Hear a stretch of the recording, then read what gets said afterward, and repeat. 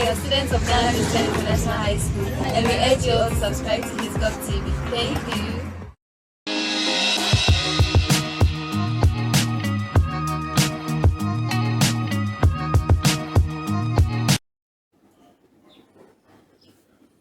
Hello there, you're welcome to his Gov TV. If today is your first time of watching our videos, I will encourage you to subscribe to our channel. So today I want us to look at a very important topic in the WASSCE levels, and this topic is actually an objective topic. And so what it means is that only objective questions will be set on this topic, and it's a very, very important topic that I believe everybody should learn about, and it's about the problems of independent West African states. You know, today Africa is engulfed in so many problems, and so it is important that we learn the source or the root of these problems, and more so look out for solutions to solve these problems. And so that is what basically this topic is all about. So problems of independent West Africa. So let's go and look at our lesson objectives for today. So the first lesson objectives for today would be that by the end of this lesson, you should be able to identify the problems West African states faced after their independence. So right after independence of the various West African states, we realized that they came with face-to-face with some kind of problems. So you should be able to identify some of these problems as we move on in our discussions. Also, you should be able to explain what we mean by Neo-Colonialism, or the term Neo-Colonialism. You should be able to explain this term, and this is very, very important. And then the third one, or the third lesson, is for us to be able to identify the mechanisms or agents of Neo-Colonialism. Agents of Neo-Colonialism. And this topic is very, very, very important. And even the issue of Neo-Colonialism is also very, very, very important. So let's begin with our introduction. Now, most West African leaders, all right, were very, very optimistic, okay, about their country's future after independence. A lot of them hope to transform their country, all right? A lot of them hope to transform their country. And indeed, a lot of them quite did well, because don't forget that they fighting for independence, or the nationalists fighting for independence, was not for a bad cause, but they were optimistic that things will be better if they gain independence. All right. Now, indeed, some of them started well. Some of these, of course, nationalists who, of course, later became president, started well. Some of them formulated good policies, okay, which came to change the whole socio-economic development of their people. So a lot of them started well. A lot of these first presidents and prime ministers in the various independent African countries started well with good policies. A very good example was Ghana. You know, Ghana, for instance, being the first African country to attain independence in the sub-Saharan region. You realize that the first president of the Republic of Ghana, Dr. Kwame Nkrumah, brought up certain introduced certain good policies that, you know, changed the face of the country. And the most important of them was the construction of the Akosombo Dam.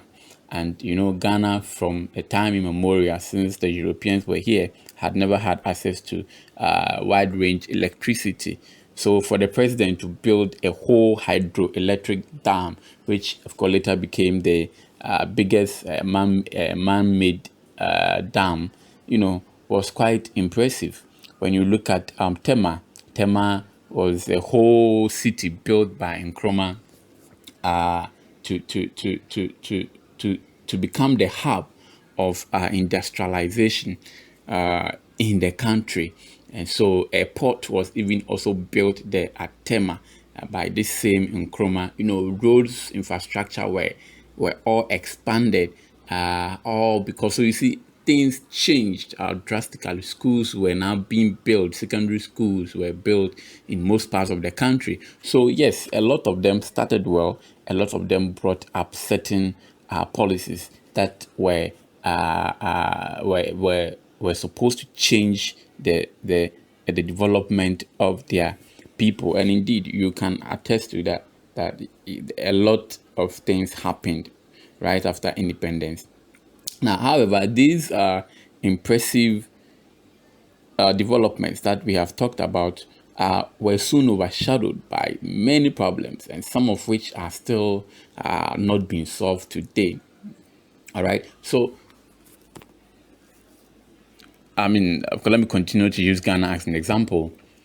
After independence, we realized that the country was making so much strides, so much changes were happening. Industrializations, industry was being built, things were moving on. Okay, and then all of a sudden, Ghana was overshadowed with so many problems: corruption, budget deficit, debt, and all these came to overshadow what Kwame Nkrumah had done for the people of Ghana, and so he had to be overthrown. So today in this lesson, we are going to look at some of the problems that came to overshadow not only Ghana, but most of the West African countries. Now, let's begin with the first of such problem that some of these early nationalists who later became president encountered in their work. Now, the first of such problem was the problem of national unity and cohesion. So these early nationalists or first presidents of the independent African states came to face a problem of how to unite the whole people together. And so, and if I talk about the whole people, I'm talking about the ethnic, the various ethnic groups in the country. Now, don't forget that during the colonial rule, these ethnic groups who perhaps, if not for the Europeans, would have stayed independently on their own, were all put together under one colonial master during the partition of Africa. And so, because of the colonial regime's creation of national boundaries, it became a problem for the first presidents of the various independent African states to bring these people together. Now, let's take a look at some of the examples. Now, if you look at the map of Ghana, for instance, Asante and the Fanti people were put together. And don't forget, these people were fighting each other. If you look at the Volta region of Ghana today, the Ewe people, some of them live in Ghana, others also live in Togo, and some also live in Benin. But here we are, after independence, what then happens is that these Ewes, Fantis, and Asantes are supposed to live under one government. And that became a very big problem for the West African leaders. Now, when we go to Mali, we have the Snufu are also found in Mali. Some are found also in Cote d'Ivoire, and others are found in Burkina Faso. The Soso people are also found in Sierra Leone and also in Guinea. So some of these people were more loyal to their ethnic background as compared to the country. And so in Ghana, for instance, let me give you a very typical example. In Ghana, for instance, the Asantes, who were the dominant ethnic group or the most powerful ethnic group, decided to separate themselves even from the Gold Coast.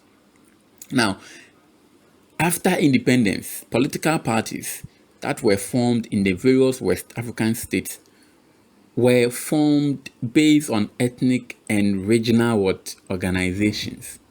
So, for instance, what happened is that the Asantes will come together and form a political party. The Evers will come together and form a political party. And indeed, if you look at the history of Ghana, when you look at the 1951 election, the 1954 election, as well as the 1956 election, you see that the political parties that represented are all ethnic and regional bases. Ewe are there, the Asante who had created or who had formed the national liberation movements were there, and even in some other countries.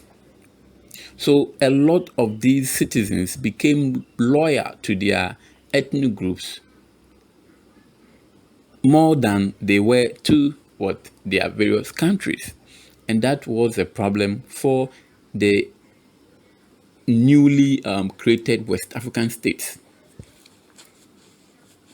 So how to unite these different people who had been put together by the Europeans became a big problem. And in some instances, it led to war, civil war here and there. For instance, when you look at a country like Rwanda, the genocide, which occurred somewhere in 1993, 1994, thereabout, was done was committed because of this national unity, because the Hutu and the Tutsi never saw an eye to eye. These were two ethnic groups or tribes in Rwanda, and they saw themselves as different people, so they started to butcher themselves. Okay, now even if you go to Togo, for Cameroon, we have the Anglophone people and we also have the Francophone people, and all these people are fighting among themselves. Ghana, for instance, like I said, Nkrumah had to deal with this drastically, and so that even prompted him to even enact a law which banned all political parties that were formed based on ethnicity and regional basis. And that even informed him to introduce the one state party, the one state party or the one party system, whereby the only party that everybody should belong to was the CPP, because he felt that that was the only way to combat such thing. Today in Ghana, for instance, when you look at the Transvolta Togoland area, we have people who are saying that they are not part of Ghana, especially some of the Evers. And indeed, they have not been part of Ghana all this while. But because of the European tactics of divide and rule, and this was a big problem, and this has caused a lot of West African states to actually, a lot of the civil wars in West Africa is as a result of this national unity. Good. Of course, this problem. So let's look at the next one. The next of the problems that these West African countries also came to face was that of the problem of pervasive influence of their former colonial masters. Now, in spite of independence, these European countries and other when other Western nations still desire to influence one form or the other for politics, economic, and the culture of their former colonies, and often in alliance with West African rulers. So, Europeans came to colonize Africa for both economic and social reasons. So after colonization, don't forget that they still had to have a way, they were still interfering in the politics of their former colonies. And most often, what they do is that they do it in connection with West African rulers. So they back some of the West African leaders to contest election so that some policies may favor them. And two independent West African leaders who stood against this form of pervasive influence was in the person of Dr. Kwame Nkrumah of Ghana, and then also Sekou Toure of Guinea. Now, Sekou Toure of Guinea's own was even interesting. Before the French gave independence to their colonies, they made them to sign certain memorandums, certain agreements. And so most of these West African Francophone countries have their reserves stored in the French banks. And even if you are a president of, say, La Côte d'Ivoire, and you wanted to go and take money from your country's reserve, you needed the permission of France, even today. So the French are still connected with their former colonies. They have not left them entirely. And Sekou Toure decided that, no, if this is what you call independent, then this is not independent. If I sign this, it will not make me independent. So he decided to break ties with the French. And the French also said, okay, fine, if this is what you're going to do, then we are going to destroy every colonial infrastructure that we have built here. And they destroyed everything. The French destroyed everything that they had built in Guinea. And Guinea came on her knees back to ground zero just because Sekou Toure decided not to sign that treaty, which he felt was still somehow, not okay. And Nkrumah had to come to his aid. And this explains why Nkrumah borrowed Guinea that amount of money that a lot of people talk. And still today, they still interfere in our local politics. They still have a say. In French, what happened between Laurent Gbagbo and Ouattara, of course, the French were there. If you go to Cameroon, Paul Biya, the oldest president in Africa, is backed by France. So he's there because his policies are in favor of the French. And so that was also a problem. That did not leave these independent states to think for themselves. Now, Nkrumah then coined a term. He called this type of influence as Neo-Colonialism, which which refers to the indirect political, economic, and social control of Africa, of African nations by their former colonial overlords. And some of them decided to join what is known as the non-aligned movement, that is the NAM, whereby they decided not to join either the West or the East. But let's forget about that. So Nkrumah decided to coin a term. He called that posture of the West as Neo-Colonialism, whereby they still want to have a say in what happens in their former colonies. And we will give examples of this phenomenon. So let's move on. We will give for concrete examples. Now, another important problem that faced the West African countries was that of the problems of neo-colonialism and economic underdevelopment. So we have already defined neo-colonialism, that we said it refers to the indirect political, economic, and social control of African nations by their former colonial overlords. So indirect here means that they are not your governors like the colonial era, but they are the ones who are engineering your leaders, the African leaders, to take certain decisions. And these decisions are found in both the political, economic, and social front of the country. Quite recently, Kamala Harris, the Vice President of the United States, came to Ghana. And to fly a plane all the way from Ghana to come to, all the way from the US to come to Ghana, just to sit with the Ghanaian president and talk about gay, lesbianism. And if an independent country decides not to accept gay because it is not part of their culture, of their lifestyle as a people, why should it bother you? US, why should it bother you? Britain, why should it bother you? France, why should it bother you? If you want to agree or allow people because you think it is part of your life, fine, do it. I don't think West African countries can go and tell the US or Britain to allow their men to marry more than one, or to even allow the Africans there to marry more than one. No. But because of neo-colonial agenda, they want to even bring in their culture over here. So that is what the neo-colonialism is about.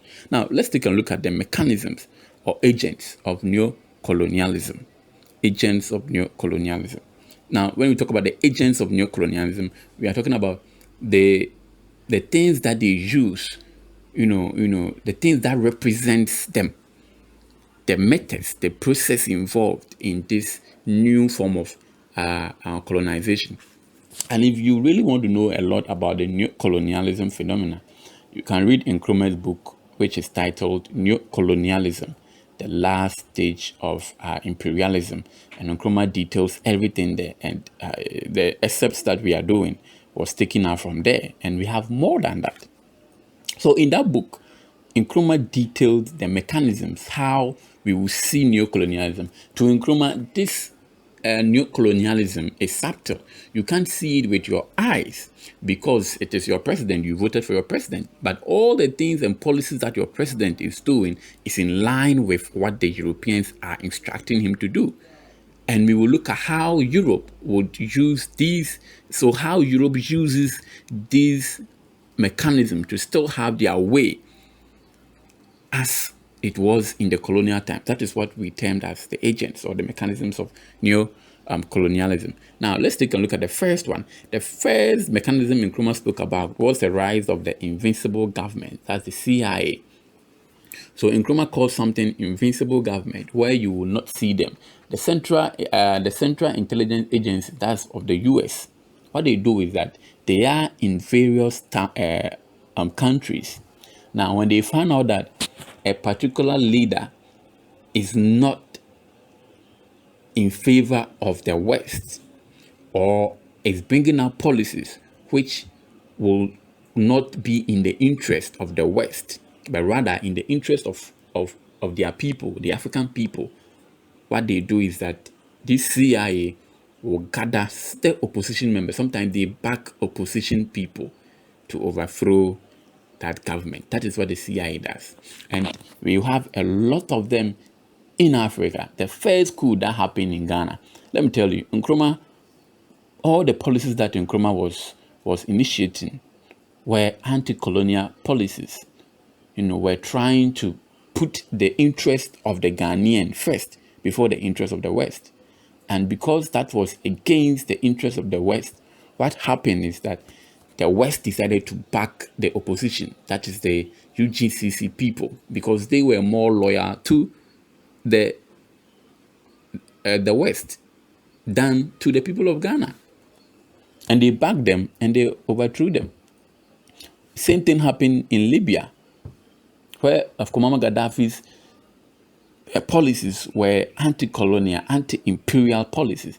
What did they do? They backed opposition rebels to overthrow Muammar Gaddafi. They called often, and very often the lie that they tell is that you are a dictator. That is the lie that they normally come up with. Who is a dictator? Nobody is a dictator. Nkrumah was never a dictator. Nkrumah never brought up a decree on his own. Every decree that he brought, every law that he enacted was passed by parliament. Let's move on. Now, another mechanism of neo-colonialism also has to do.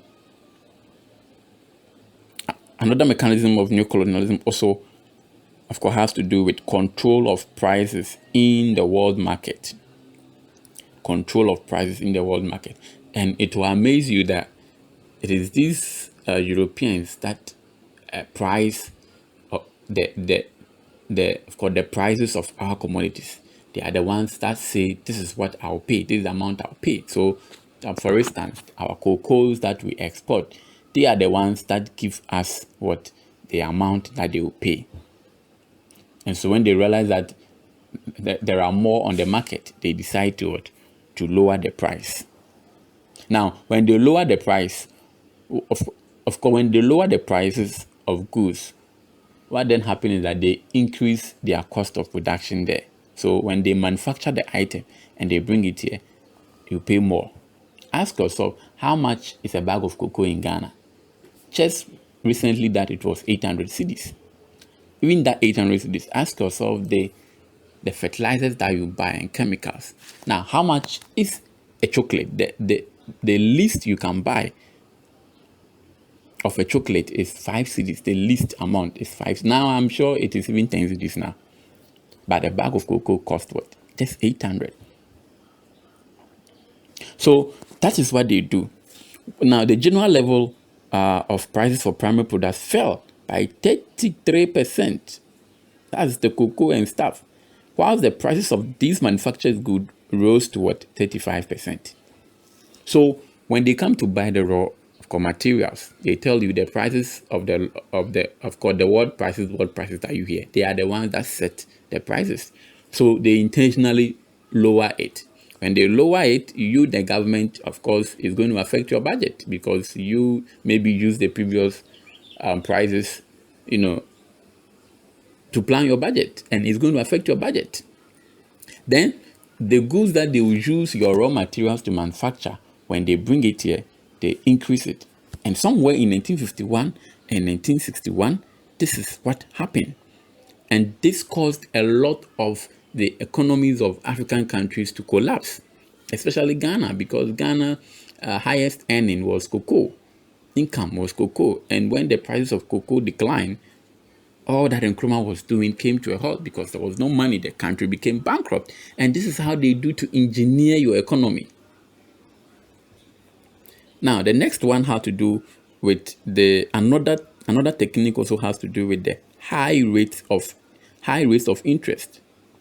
High rate of what? Interest. So they give you loans and then they put high rate of interest on that loan that you cannot finish paying before you go bankrupt and come and borrow another one.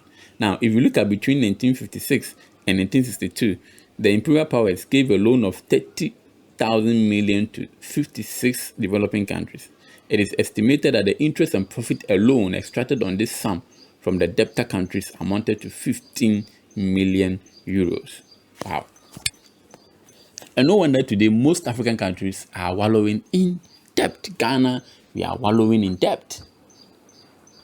Because the interest alone on the debt is even worse. So you end up paying interest. And the principal amount, you are not even able to touch it yet. And this explains why a lot of these independent African countries are not developing. And all these are engineered. This is what Nkrumah calls Neo-Colonialism. And it is planned, structurally planned by these people. Now let's continue we are still on the mechanisms. Another mechanism is also the offering of multilateral aid. That is, example, the IMF and the World Bank. These two agents, fear them. Multilateral aid. Now Ghana, the finance minister is in the US begging that our creditors would relieve us of some debt so that we can get fund money from the IMF, aid from the IMF. And it was surprising that I think this is the 18th time that the country has been to IMF. As if when you go to IMF, your economy becomes better. If our economy would be better because of IMF, we wouldn't have gone there 18 times. So that is also a way of trying to hook you up to them. They give you this aid with huge interest through the IMF and the World Bank, and that these independent African countries are not able to pay. Again, it's also setting up of military bases and stationing troops And that is also a way that this new colonialism works. They set up military bases on your country. And that is even an upfront to a sovereign country. These military bases, they set up in countries, with the pretext that, we want to, what do you call it, security, in the region. And these things, when there is any confrontation with you and that country has his military base in your country. So imagine. And the US, UK, whatever, they have a lot of them in their for former colonial, of course, countries. Now, again, some of the ways that the neo-colonialism or agents or the mechanisms is that some rights are also demanded by these Western powers, especially land concessions, prospecting rights for minerals and oils, exempt from custom duties, and also tax for expatriate enterprises. Yes. When they want to give you a loan, it comes with a condition. The reason why you see China or Chinese destroying our environment, our forest, because of Galamsey, is because our leaders have gone for loans which demands some of these concessions. Give my citizens. So China would include in their conditions, give my citizens land concessions, give them some minerals, exempt them from duties, exempt all my industries duties. And in Ghana, for instance, this thing is there. They if you're a foreign country, if you're a foreign company and you come to invest, you are duty free. You don't pay, at times you don't pay duty. At times you don't pay tax for like 5 years, 10 years. And the most sad thing is that after 5 years, 10 years, you realize that these industries will now leave the country. But when you're a citizen, you don't have those privileges. And these are all neo-colonial agents or mechanisms adopted by the West, still trying to get what they used to get during colonial times. The next one is also the use of the Hollywood movies. Another mechanisms of neo-colonialism is the use of course, the Hollywood movies, whereby you see always the black man is portrayed as a terrorist. The black man is portrayed as a bad man. And always you see American soldiers being portrayed as heroes, as people who are spreading democracy. And some of these things, even some of these are normally done to the Arabic countries, whereby US soldiers are seen as heroes. So anywhere a child sees a US soldier, the child is able to identify himself with that soldier. I want to be like a US soldier. That is mental, of course, mental slavery. And so we should be careful about the movies that we watch, because these movies portray it gives out certain information, certain brainwashing is in there. The next one is also the use of the use of the Western media. Another agents of neo-colonialism is the use of the Western media, the BBC and the CNN. These two networks will never show any development happening in Africa. When you watch these two news networks, the only thing you see is hunger, famine, strike, awful things about Africa. Some poor tribes living in the forest somewhere. You never see them showcasing the beauty of Africa. You never see them telecasting how new skyscrapers, how Abuja, how Accra, how Kigali is developing. You never see them. All that you see is, of course, refuse dam, children walking on a refuse dam, dogs all around. And it is all to paint a picture that this is how Africa looks like.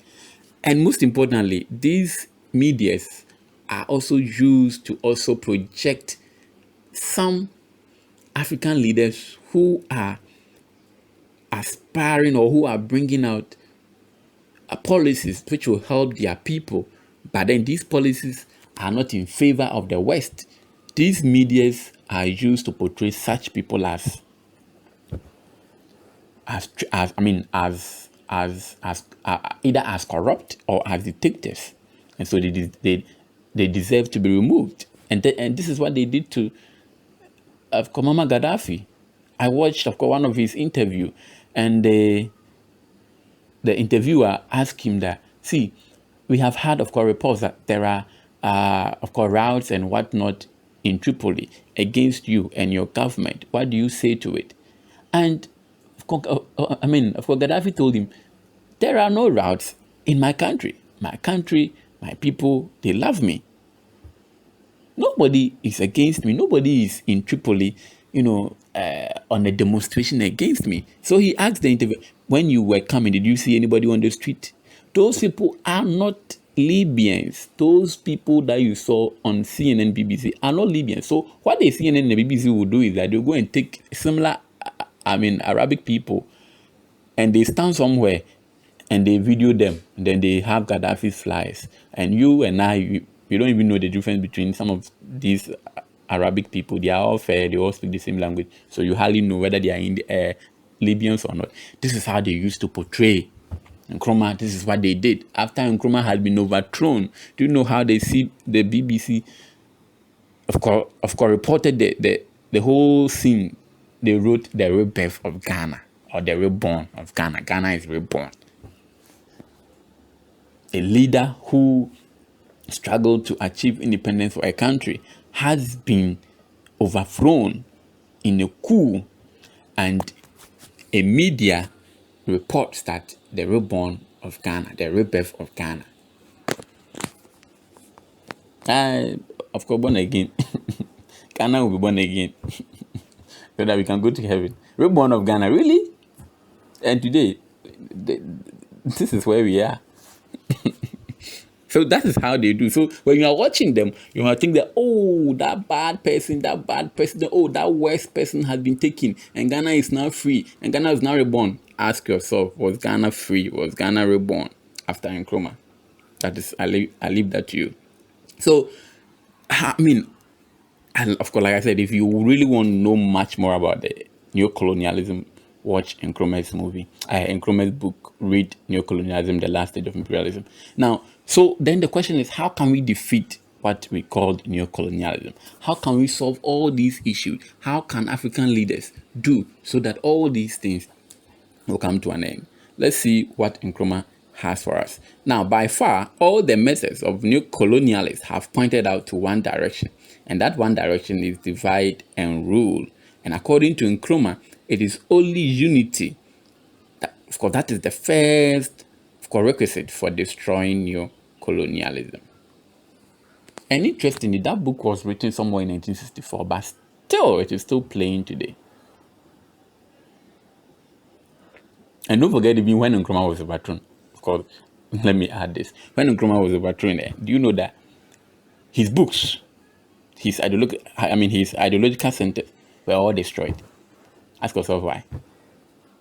Why would the government overthrow a person, and the person was not even in the country, and then you go ahead to burn all his books? What are you burning?